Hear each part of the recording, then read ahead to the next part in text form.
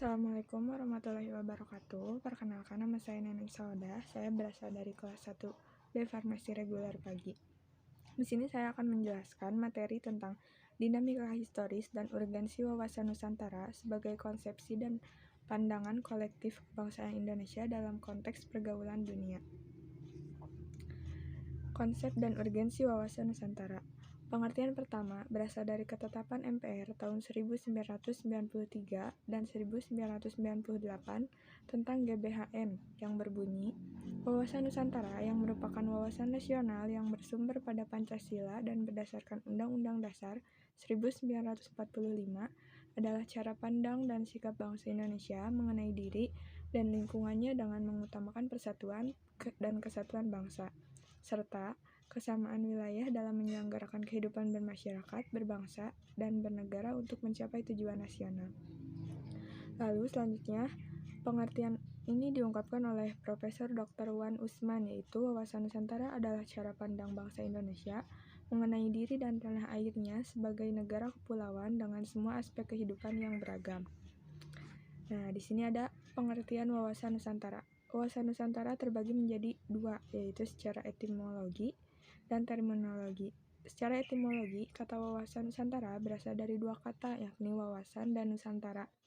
Wawasan berasal dari kata wawas, bahasa Jawa, yang artinya pandangan, sementara kata Nusantara merupakan gabungan kata Nusa yang artinya pulau dan antara kata Nusa dalam bahasa Sanskerta berarti pulau atau kepulauan.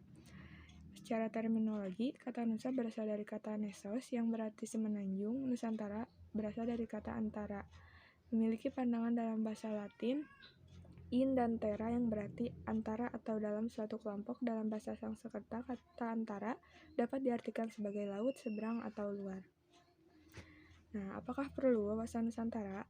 Perlu, karena wawasan Nusantara memberi arti penting bagi Indonesia untuk mempertahankan kedaulatan dan keutuhan bangsa dalam berbagai aspek kehidupan, sosial, ekonomi, politik, dan budaya, demi menghindari dan mengatasi berbagai ancaman yang berpotensi menghancurkan bangsa. Wawasan Nusantara juga berfungsi sebagai pedoman untuk mewujudkan nasionalisme yang tinggi dari segala aspek-aspek kehidupan masyarakat yang lebih mengutamakan kepentingan nasional daripada kepentingan individu atau kelompok. Nah, latar belakang historis wawasan Nusantara. Perdana Menteri Ir Haji Juanda Kartawijaya yang pada tanggal 13 Desember 1957 mengeluarkan deklarasi yang selanjutnya dikenal sebagai Deklarasi Juanda. Isi pokok deklarasi ini pada intinya adalah penentuan lebar laut lebar 3 mili laut dengan cara menarik garis pangkal berdasarkan garis air pasang surut atau contoh pada darat. Dengan peraturan zaman Hindia Belanda tersebut, pulau-pulau di wilayah Nusantara dipisahkan oleh laut di sekelilingnya, dan setiap pulau hanya mempunyai laut di sekeliling sejauh 3 mil dari garis pantai. Laut setelah garis 3 mil merupakan lautan bebas, yang berarti kapal asing boleh dengan bebas melayani laut yang memisahkan pulau-pulau tersebut. Laut dengan demikian menjadi pemisah pulau-pulau di Indonesia. Konsep latar belakang sosiologis wawasan Nusantara. Konsep wawasan Nusantara juga dilatar belakangi oleh kondisi sosiologis masyarakat Indonesia. Berdasar pada kondisi sosial budaya masyarakat Indonesia, wawasan Nusantara yang pada awalnya berpandangan akan kesatuan atau keutuhan wilayah diperluas lagi sebagai pandangan akan persatuan bangsa. Semangat kebangsaan Indonesia sesungguhnya telah dirintis melalui peristiwa kebangkitan nasional 20 Mei 1908. Ditegaskan dalam Sumpah Pemuda 28 Oktober 1928 dan berhasil diwujudkan dengan proklamasi kemerdekaan bangsa pada tanggal 17 Agustus 1945. Oleh karena itu, jauh sebelum Deklarasi Juanda 1957, konsep semangat dan kesatuan kebangsaan sudah tumbuh dalam diri bangsa. Bahkan semangat kebangsaan inilah yang berhasil membentuk bangsa Indonesia yang semangat. Latar belakang politisi warga Nusantara.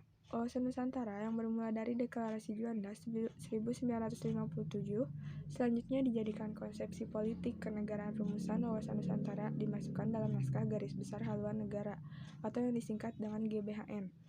Sebagai hasil ketetapan MPR mulai tahun 1973 sampai 1998, setelah GBHN tidak berlaku disebabkan MPR tidak lagi diberi kewenangan menetapkan GBHN, Konsepsi wawasan Nusantara dimasukkan pada rumusan Pasal 25A Undang-Undang Dasar Negara Republik Indonesia 1945 atas perubahan keempat tahun 2002.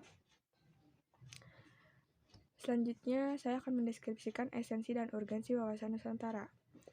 Yang pertama ada bercirikan negara kepulauan, archipelago state dengan jumlah 17.508 pulau.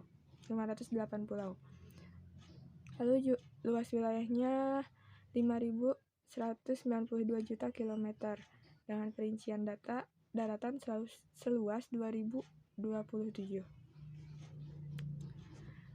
dan lautan seluas 3.166 juta kilometer.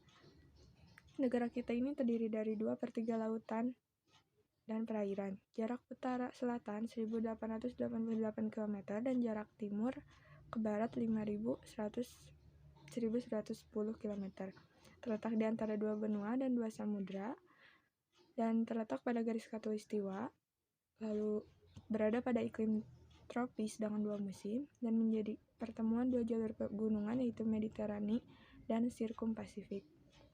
Juga berada pada 6 derajat lintang utara sampai 11 derajat lintang selatan dan 95 derajat bujur timur sampai 141 bujur barat. Wilayah yang subur dan habitatnya dapat dihuni dan juga kaya akan flora, fauna, dan sumber daya alam. Bangsa Indonesia juga sebagai kesatuan memiliki keunikan, yaitu memiliki keragaman suku, yakni sekitar 1.128 suku bangsa, yang selanjutnya memiliki jumlah penduduk besar sekitar 242 juta. Nah, lalu memiliki keragaman ras, keragaman agama, keragaman budaya sebagai konsekuensi dari keragaman suku bangsa. Sekian materi yang dapat saya sampaikan. Mohon maaf bila ada kesalahan. Wabillahi taufiq wal hidayah. Wassalamualaikum warahmatullahi wabarakatuh. Terima kasih.